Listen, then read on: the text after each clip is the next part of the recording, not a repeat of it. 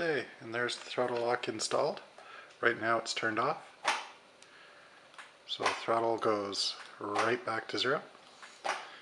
If I move this up, I put on the throttle, move this up, it pushes the grip over a little bit, and it stays. Disengage, clicks back. Stays wherever you leave it. Disengage, it continues to move. And with this, if you push it too far, it'll still work, doesn't matter. All the way until you get back to where that little groove is, and you can't push it down any further past. So all the way down is off. So it's really simple. When you're riding, you just keep cruising, slide it in, you're done. It's not going to move, and it's off. Okay, to make the throttle lock, you need two small rings, 1 1/8 inch ID to go over the throttle body if you have 1 inch handlebars. If you have 7 1/8 handlebars, you of course need 1 inch ID. I'm using this thicker gasket as a spacer, and these are 0.005 inch brass gaskets. I had to make 2 of these by hand because my town is too small to bother carrying anything as expensive as that. These 2 of them cost 75 cents, including tax. These are about 50 cents a piece, so all in, I have 2 1/4 in raw materials. Other raw materials I needed was double-sided tape.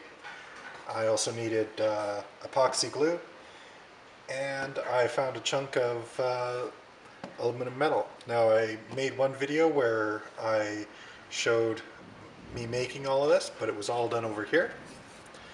So none of it showed up. It just had my wonderful, horrible talking voice. So I just deleted it all. So I'm just going to go over the basics. You're not going to see me manufacture anything. I'm just going to show you the steps I went through to make it.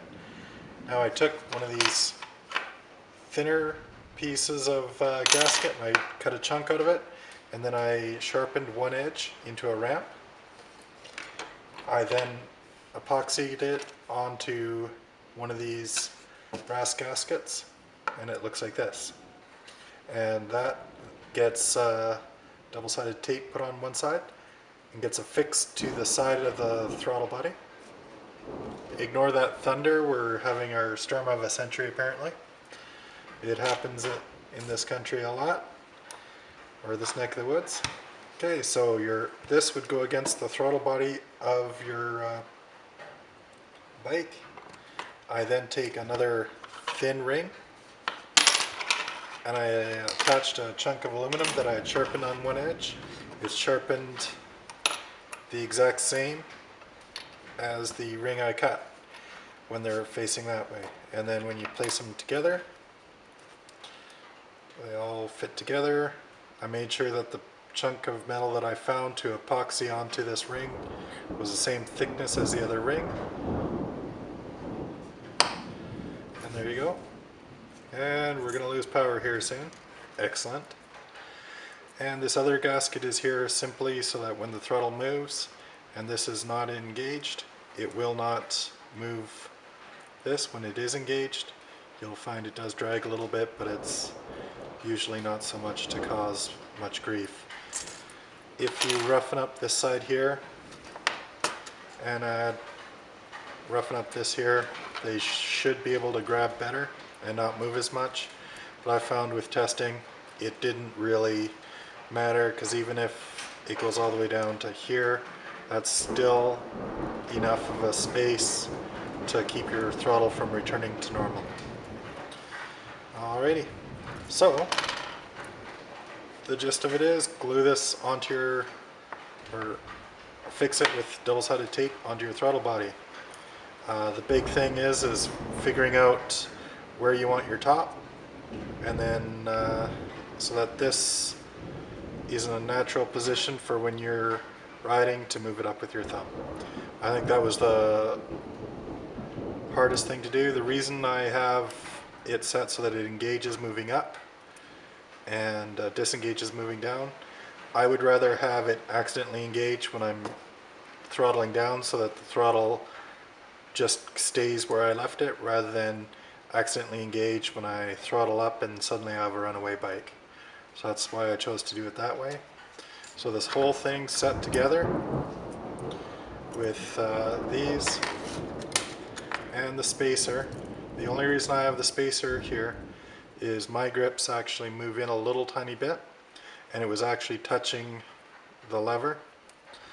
So if your grips are perfectly straight up and down, you could get away with your throttle lock being that thick. And most OEM spaces between the throttle body and the throttle handle are about that size.